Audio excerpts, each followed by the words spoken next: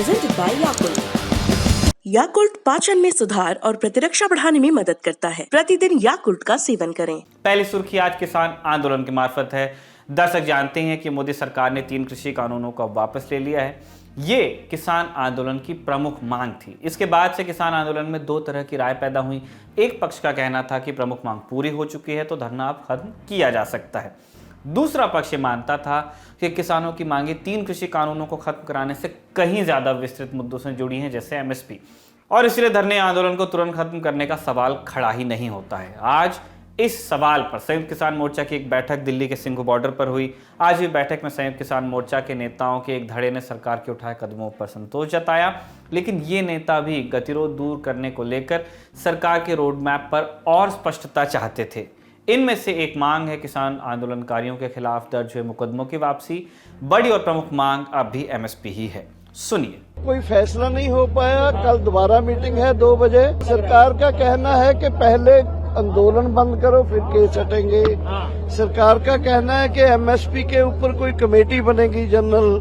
तो केसेस के बारे में आंदोलनकारियों का ये कहना है कि सरकार केसेस को वापस लेने के लिए ऐलान करे, किसी तरह से ऐलान करे, कोई रिटर्न दे, तब जो आंदोलनकारी है अपने आंदोलन को स्थगित करने का ऐलान करेंगे। किसान मोर्चा ने अब तय किया है कि 8 दिसंबर को दोपहर 2 बजे एक और बैठक होगी, जिसमें संयुक्त किसान मोर्चा अंतिम निर्णय लेगा कि आंदोलन का भविष्य क्या होना चाहिए। अगली सुर्खी में बात एक और रिपोर्ट की, जिसमें भारत के हालात पर चिंता जताई गई है और चिंता हो सकती है मोदी सरकार को भी, क्योंकि एक और रिपोर्ट में सरकार के काम पर टिप्पणी की गई है। वर्ल्ड इनक्वालिटी रिपोर्ट अब हमारे सामने है। इसमें भारत को पुअर एंड वेरी अनइक्वल माना गया है, गरीब और बहुत ज़्यादा विषमताओं और असमानताओं वाला देश। वर्ल्ड इनक्वालिटी लैब के लिए इस रिपोर्ट को 3 नामी अर्थशास्त्रियों थॉमस पिकेटी, इमैनुअल सेज और गैब्रियल जकमैन ने तैयार किया है। रिपोर्ट में भारत को दुनिया के उन देशों में रखा गया है जहां अमीरी और गरीबी के बीच खाई सबसे ज्यादा है। रिपोर्ट के मुताबिक भारत की कुल राष्ट्रीय आय का 22% शीर्ष 1% लोगों के पास है। टॉप 1% के पास में 1/5 से ज्यादा इनकम चली जाती है, जबकि 57% इनकम लगभग 60% हो रहा है, 2/3 टॉप 10% लोगों के पास है।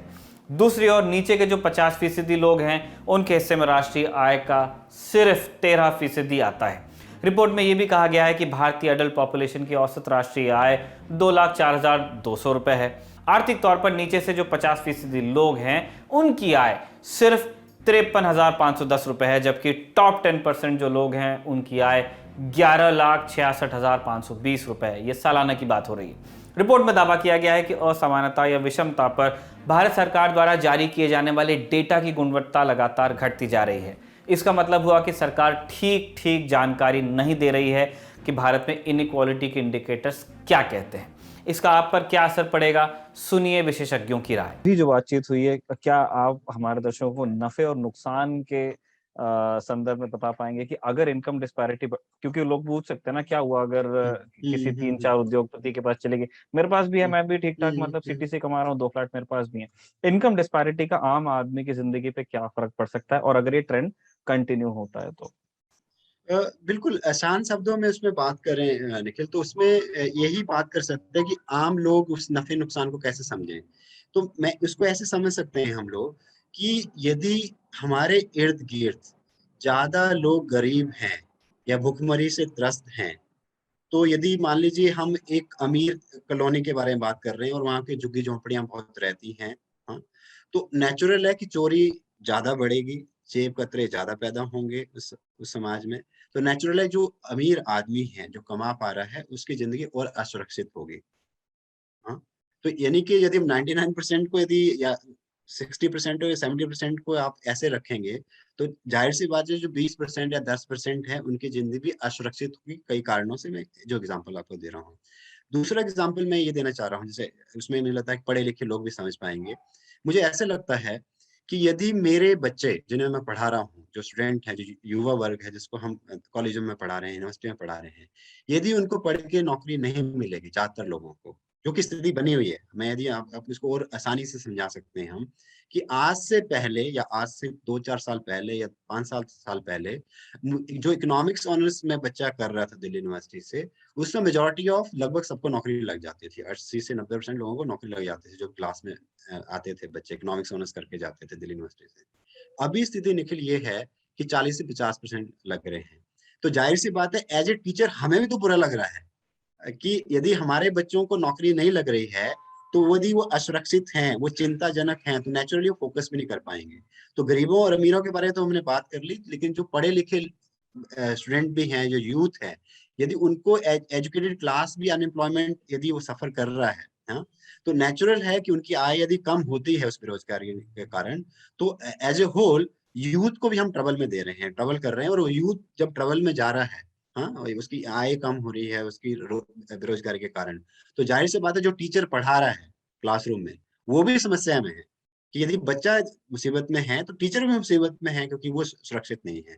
यानी कि चाहे वो हम बात कर रहे हैं एक रिच कम्युनिटी की, दिल्ली में जो लोग रहते हैं मिडिल क्लास, हाँ, या शहरों में जो रहते हैं, जो कमाते हैं, अच्छा खासा कमा रहे हैं, लेकिन वो सुरक्षित हैं, क्योंकि मैं कह रहा हूँ कि गरीब और भुखमरी जो अराउंड है आपकी, और चोरी उचकारी या इस तरह की चीजों की ज्यादा व्याप्त समझते हैं। ये छीना झपटी की चीजें होती भी हैं, हाँ, ये हुआ भी है।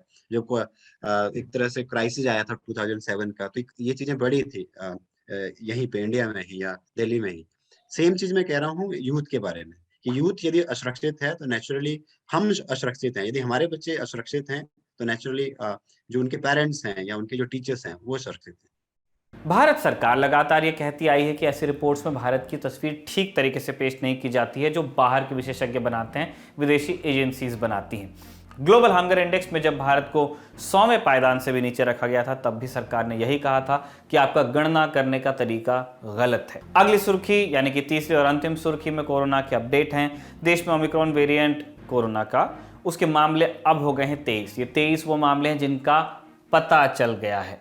कल के शो में हमने आपको 21 बताया था, यह आंकड़ा अब 2 बढ़ गए हैं, जिसके महाराष्ट्र में 2 केसेस की और पुष्टि हुई है। उसके बाद इस बीच खबर यह भी आई कि बेंगलोर में ओमिक्रॉन का शुरुआती मरीज मिला था, ओमिक्रॉन वेरिएंट से ग्रसित, वो रिकवर हो रहा था, लेकिन फिर उसकी रिपोर्ट कोरोना पॉजिटिव आ गई। इसका मतलब ये माना जा रहा है कि ओमिक्रॉन का वायरल लोड आसानी से खत्म नहीं होता है।